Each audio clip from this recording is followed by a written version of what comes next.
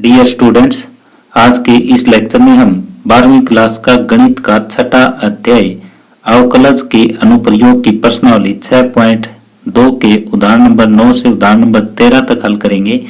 तो यहाँ हमारे पास उदाहरण नंबर 9 है, सिद्ध कीजिए कि प्रदत्त फलन f(x) बराबर cos x। तो जो हमें फलन दिया हुआ है वो f(x) बराबर cos x दिया हुआ है। ये बताना है कि 0 से पाई जो इंटरवल है उसमें निरंतर ह्रासमान है, पाई से 2 पाई में निरंतर वर्धमान है और 0 से 2 पाई में न तो वर्धमान है और न ही ह्रासमान है। तो हमारे पास ये तीन पार्ट हैं। तीनों पार्ट जो है वो एक ही तरीके से हम करेंगे। किस तरीके से? अवकलज का प्रयोग करते हुए। अब यहाँ f(x) बराबर हमें दिया हुआ है cos x, तो f' क्या हो जाएगा? Minus sine x। अब पहले पार्ट में 0 से पाई हमें इंटरवल दिया हुआ है।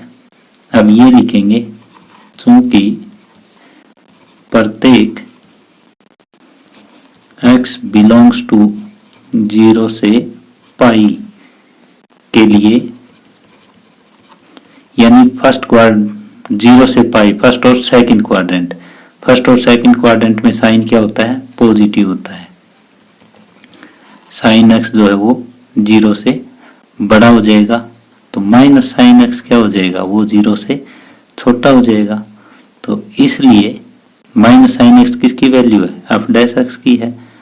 तो f' 0 से छोटा है। कब? 0 से पाई में। तो इसलिए f(x) बराबर cos x 0 से पाई में निरंतर ह्रासमान है।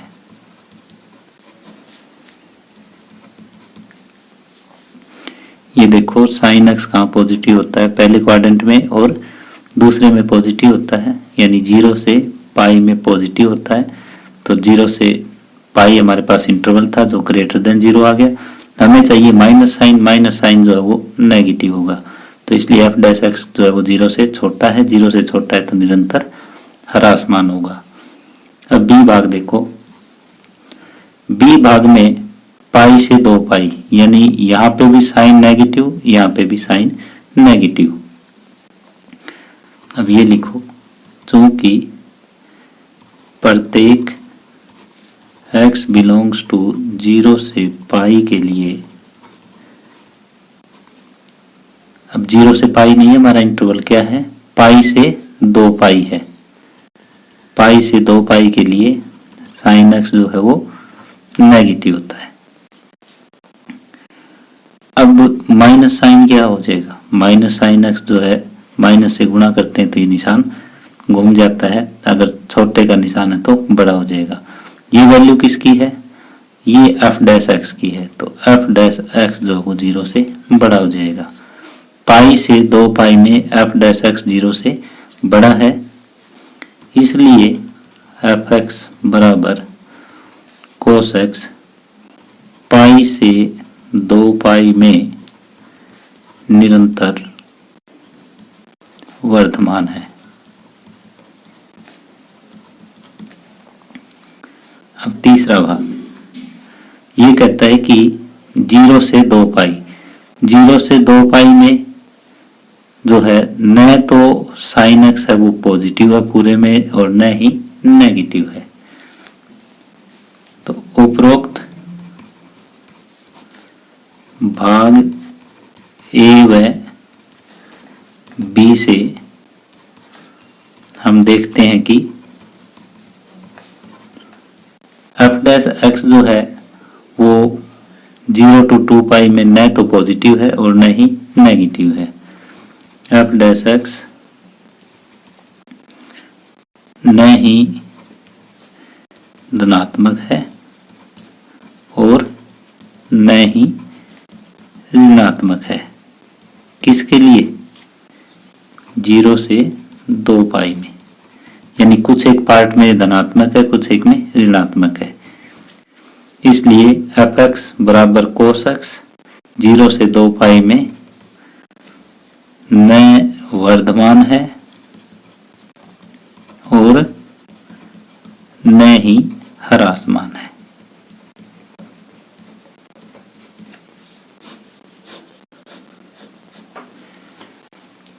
वर्तमान के लिए एफ डैश एक्स है वो ग्रेटर देन 0 होना चाहिए, ह्रासमान के लिए लेस देन 0 होना चाहिए। तो 0 से 2 पाई में न तो धनात्मक है न ही ऋणात्मक है, कुछ एक जगह धनात्मक है कुछ एक जगह ऋणात्मक है, इसलिए 0 से 2 पाई हम इकट्ठा अगर करें तो वहां पे जो फलन है वो न वर्धमान होगा न ही ह्रासमान होगा। इस तरह से उदाहरण नंबर 9 कंप्लीट हुआ। अब उदाहरण नंबर 10 है, अंतराल ज्ञात कीजिए जिसमें एफ एक्स बराबर x square minus 4x plus 6 से प्रदत्त फलन निरंतर वर्धमान है, निरंतर ह्रासमान है। तो इस टाइप का जो क्वेश्चन है वो पेपर में जरूर आता है। तो ये छोटा सा क्वेश्चन है, पहले इस छोटे से क्वेश्चन को हम करना अच्छी तरह से सीखेंगे, फिर धीरे धीरे बड़े क्वेश्चनों पे हम पहुंच जाएंगे। जो पेपर में आता है वो बड़ा क्वेश्चन आएगा, तो यहाँ ध्यान से समझो छोटे क्वेश्चन को। एफ एक्स बराबर जो है वो x square minus 4x plus 6 ये दिया हुआ है। सबसे पहले आपको इसका डिफरेंशिएशन ज्ञात करना है, अवकलज ज्ञात करना है, वो हो जाएगा 2x माइनस 4। अब अगला काम ये होता है कि एफ डैश एक्स को 0 को रखना है, यानी 2x माइनस 4 बराबर 0 रखना आपको। तो 2x बराबर 4, x की वैल्यू आ जाएगी 2। तो आपको x की वैल्यूज ज्ञात करनी है। यहाँ पे तो एक वैल्यूज 2 आई है, कई बार 2 भी आ जाएगी, 3 भी आ जाएगी, 4 भी आ जाएगी। तो इस तरह से सबसे पहले डेरिवेटिव करोगे, डेरिवेटिव करके एफ डैश एक्स को 0 रख के x का मान ज्ञात करेंगे। अब आगे हम एक वास्तविक रेखा लेते हैं और उस पर यहाँ पे x के जितनी भी वैल्यूज आते हैं वो लिखेंगे। यहाँ पे a की वैल्यू आई है 2, तो ये रेखा इधर जो है माइनस इन्फिनिटी तक जा रही है, इधर इन्फिनिटी तक जा रही है। तो यहाँ वास्तविक रेखा जो है वो 2 अंतरालों में बंट गई है। यहाँ वास्तविक रेखा 2 अंतरालों, दोनों असंयुक्त अंतराल है। कौन कौन से? माइनस इन्फिनिटी से 2 तथा 2 से इन्फिनिटी में विभाजित हुई है। अब हमें एक तो इस इंटरवल में चेक करना है, एक इस इंटरवल में चेक करना है कि जो f है वो निरंतर वर्धमान है या निरंतर ह्रासमान है, या वर्धमान है या ह्रासमान है। तो पहले अंतराल हम लेते हैं कौन सा कि माइनस इन्फिनिटी से 2। तो माइनस इन्फिनिटी से 2 हमें ये लेना है। तो अब यहाँ देखो कि एफ डैश एक्स हमें क्या मिला है, जो मिला है 2x माइनस 4। अब इसको हम लिख सकते हैं 2x माइनस 2। अब 2 से लेके माइनस इन्फिनिटी तक का कोई एक अंक जो है वो आपके दिमाग में बैठाओ। मैंने जैसे 0 ले लिया, तो 0 में अगर मैं यहाँ x की जगह 0 रखता हूँ तो 0 माइनस 2, माइनस 2 को 2 से गुणा करें तो माइनस 4, यानी 0 से छोटा है। तो इसलिए f जो है वो क्या, माइनस इन्फिनिटी से 2 में जो है क्या है, निरंतर ह्रासमान है, निरंतर ह्रासमान है। अगर ये यहाँ 0 से बड़ा होता तो निरंतर वर्धमान होता।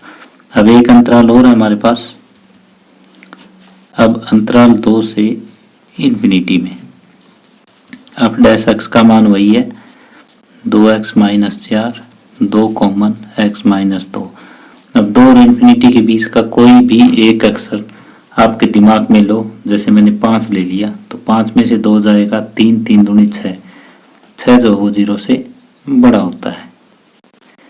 तो इसलिए f जो है वो अंतराल 2 से इन्फिनिटी में निरंतर वर्धमान है।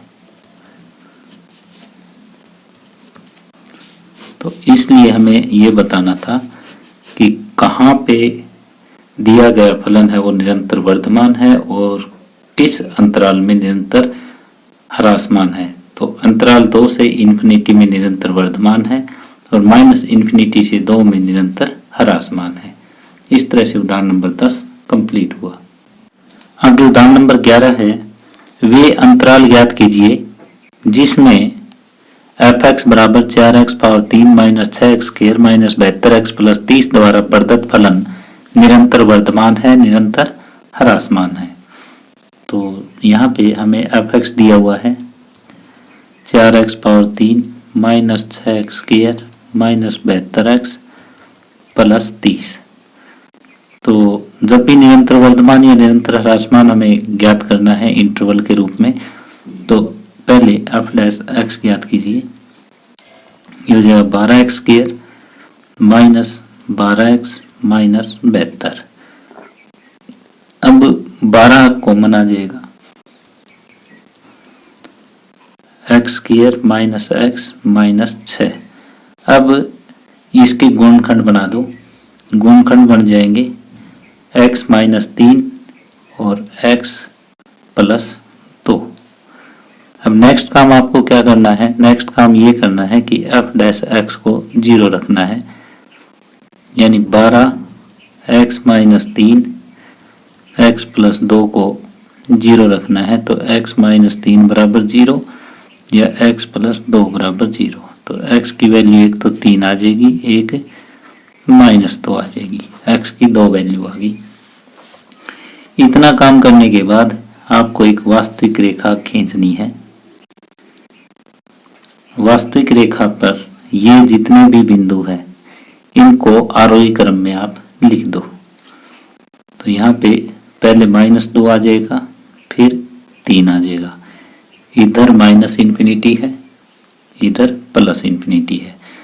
तो 3 असंयुक्त अंतराल हमारे पास आ जाएंगे। एक तो ये आ जाएगा, एक ये अंतराल आ जाएगा, एक यहाँ पे ये अंतराल आ जाएगा।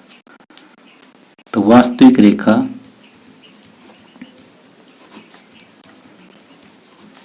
तीन असंयुक्त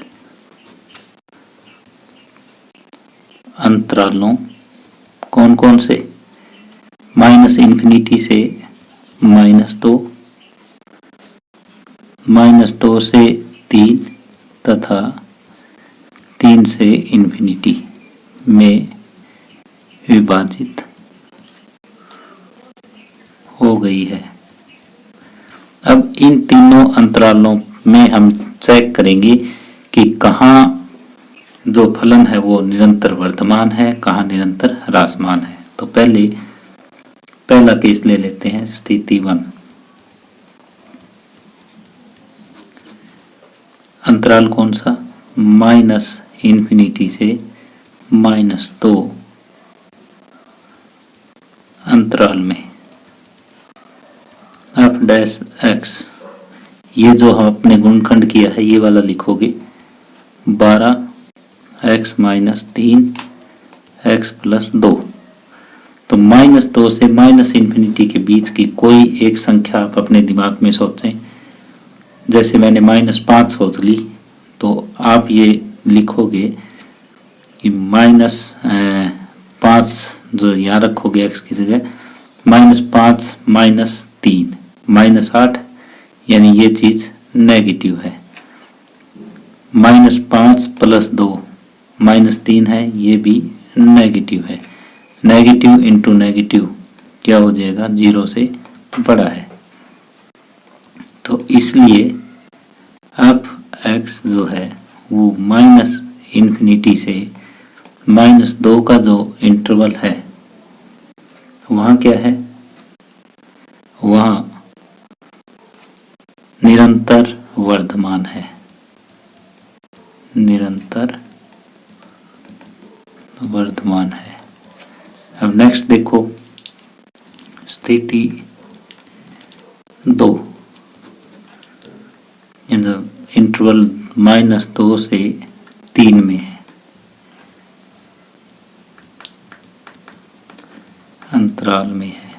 तो f dash x 12x - 3 x + 2, 12 2 -2 और 3 के बीच में तो 0 भी आता है। 0 रख के एक बार हम देखें तो ये क्या हो जाएगा, ये तो नेगेटिव हो जाएगा और ये पॉजिटिव आ जाएगा। कोई भी रखो आप, 0 1 2 जो आपकी मर्जी हो, हमेशा रिजल्ट यही आएगा, negative into positive less than 0 हो जाएगा। अब यहाँ पे अगर ये लेस देन 0 है तो f(x) जो है वो -2 से 3 में निरंतर ह्रासमान है। अब एक स्थिति और रह चुकी है अपने पास कि 3 से इन्फिनिटी वाला केस। स्थिति 3,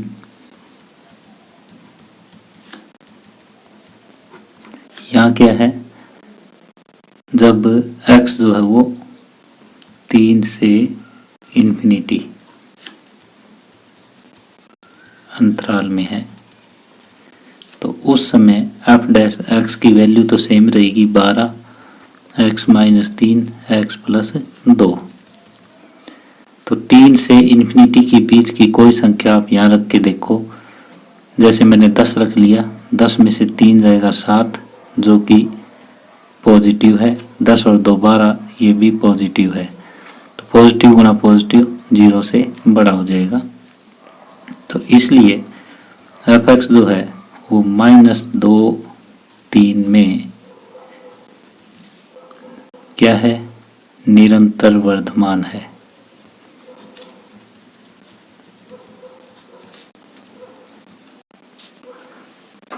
तो निरंतर वर्धमान और निरंतर ह्रासमान अपना पूछा था, तो निरंतर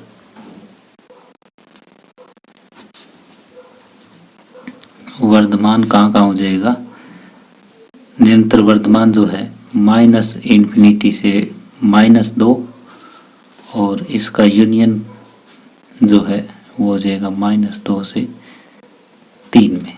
और दूसरा निरंतर ह्रासमान कहाँ है, निरंतर ह्रासमान तो ये हो जाएगा बीच वाला जो इंटरवल -2 से 3 में निरंतर ह्रासमान है।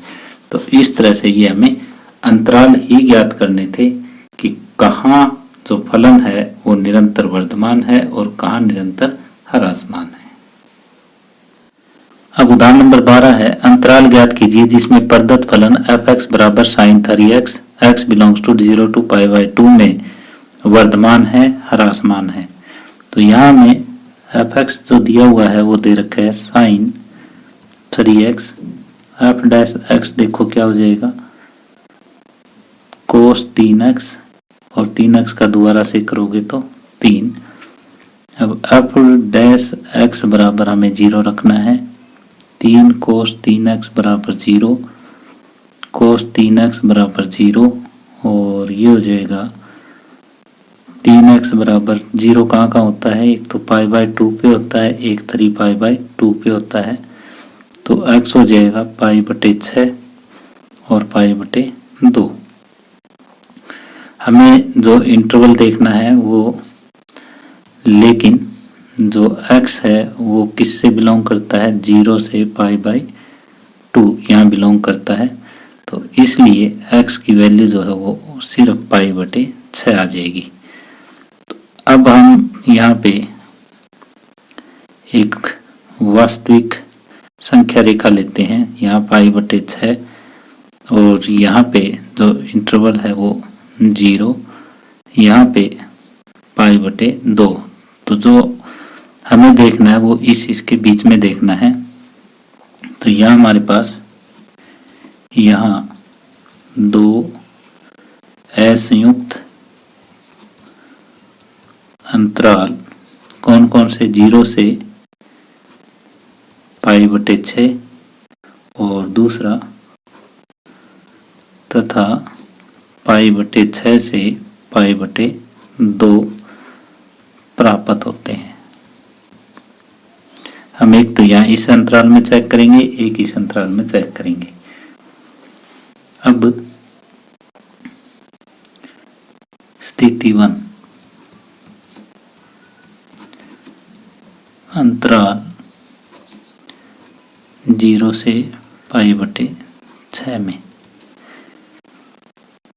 तो ये तो पहला क्वाड्रेंट हो जाएगा और पहले क्वाड्रेंट में एफ डैश एक्स जो है वो यानी एफ डैश एक्स कोस 3x है, 0 to ये π/2 हो जाएगा। जब x की जगह हम π/6 लिखेंगे तो ये π/2 तक जाएगा और ये 0 से बड़ा पहला क्वाड्रेंट हो जाएगा। तो 0 से बड़ा है तो इसलिए fx जो है वो क्या हो जाएगा, इसलिए fx जो है वो 0 से π/6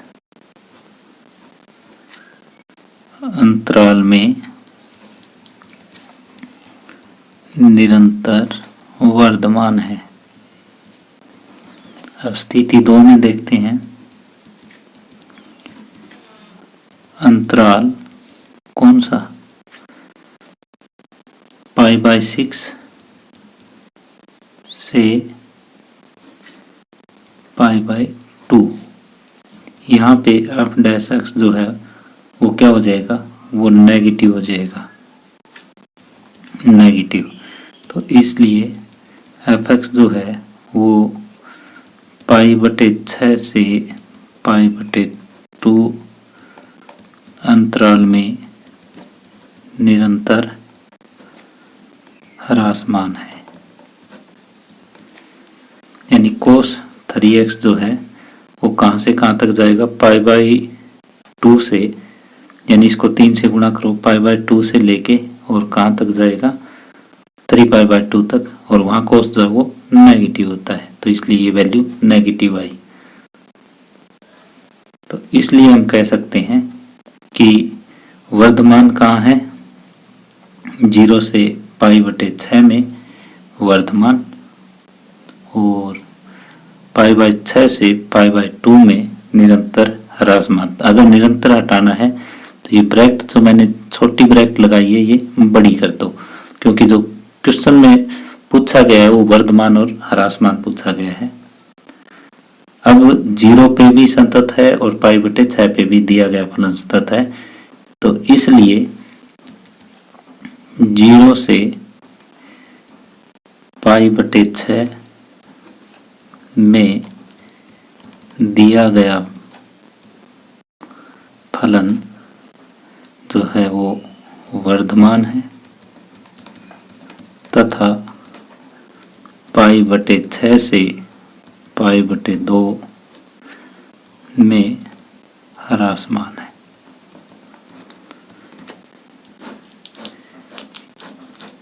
यहाँ देखो, यहाँ मैंने छोटी ब्रैकेट लगाई है, यहाँ छोटी ब्रैकेट लगाई है, लेकिन यहाँ पे बड़ी है। अगर बड़ी कर देंगे तो ये निरंतर हट जाएगा।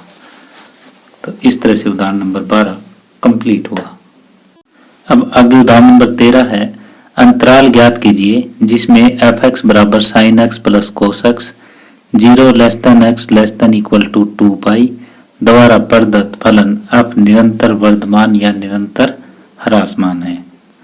तो यहाँ पे सबसे पहले हमें f(x) देखो क्या दिया हुआ है, f(x) दिया हुआ है sin x plus cos x।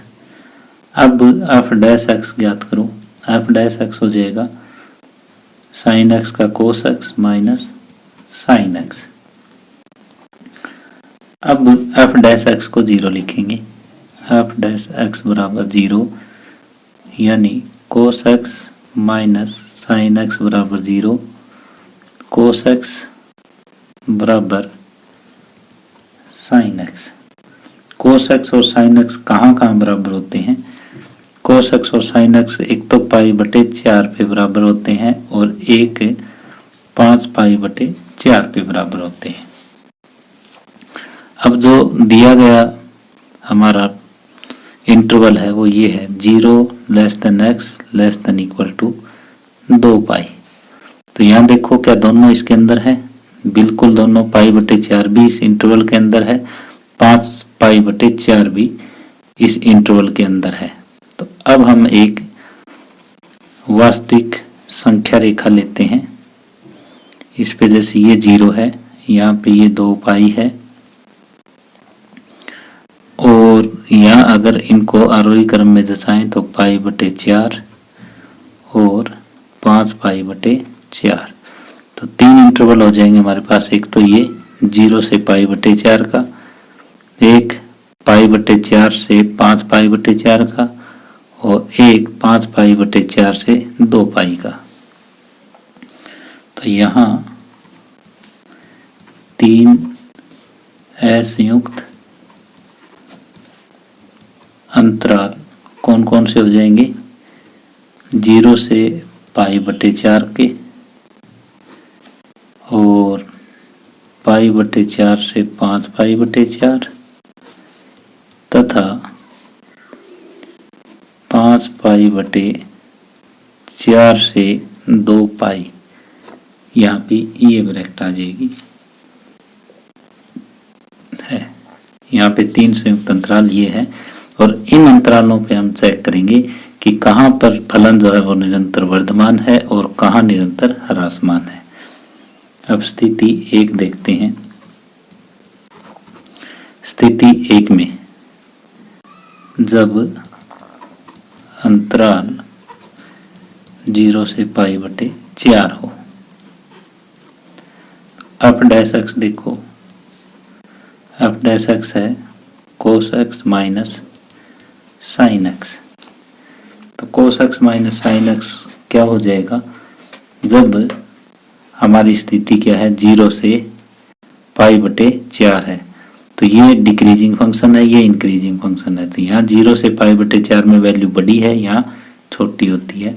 तो बड़ी में से अगर हम छोटी वैल्यू घटाएंगे तो ये क्या हो जाएगा, ये 0 से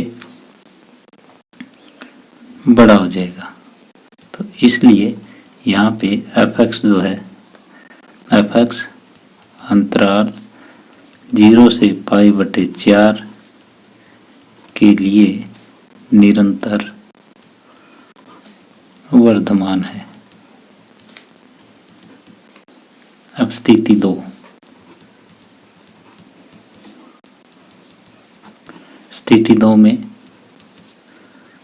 जब अंतराल जो है वो पाई बटे 4 से 5 पाई बटे 4 हो,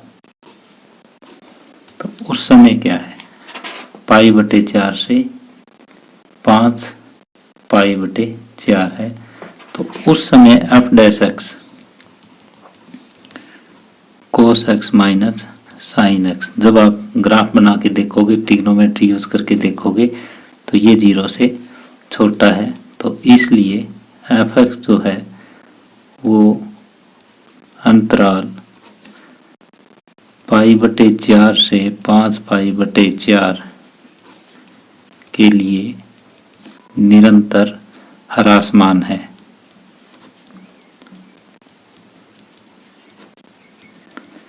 अब स्थिति 3 आ जाएगी हमारे सामने। स्थिति 3 कि जब अंतराल 5 पाई बटे 4 से 2 पाई है तो उस समय क्या होगा, एफ डैश एक्स जो है वो कोस एक्स माइनस साइन एक्स, तो उस समय भी जो है वो 0 से बड़ा हो जाएगा। तो इसलिए एफ एक्स जो है वो अंतराल कौन सा, 5 पाई बटे 4 से 2 पाई के लिए निरंतर वर्धमान है। तो निरंतर देखो वर्धमान कहाँ है और निरंतर ह्रासमान कहाँ है। अब स्थिति 1, 2 और 3 हमने देख ली है। तो अब निरंतर वर्धमान कहाँ है? 0 से π/4 यूनियन पाई 5π/4 टू 2π में, इन दोनों के बीच में यूनियन लगा देंगे। और निरंतर ह्रासमान कहाँ है? निरंतर ह्रासमान जो है वो 5π/, ह्रासमान देखो कहाँ है, π/4 से 5π/4 में ह्रासमान है। तो इस तरह से ये निरंतर वर्धमान का इंटरवल आया, ये निरंतर ह्रासमान का इंटरवल आया। तो इस तरह से उदाहरण नंबर 13 कंप्लीट होता है। डियर स्टूडेंट्स, यदि आपको ये वीडियो पसंद आई हो तो प्लीज़ इसे शेयर करें और लाइक करें। यदि आप इस चैनल पर नए हैं या अभी तक आपने इसको सब्सक्राइब नहीं किया है तो प्लीज़ इस चैनल को सब्सक्राइब कर लें। इसके साथ ही आज का ये लेक्चर हम यहीं समाप्त करते हैं। इससे अगले लेक्चर में हम प्रश्नावली 6.2 हल करेंगे।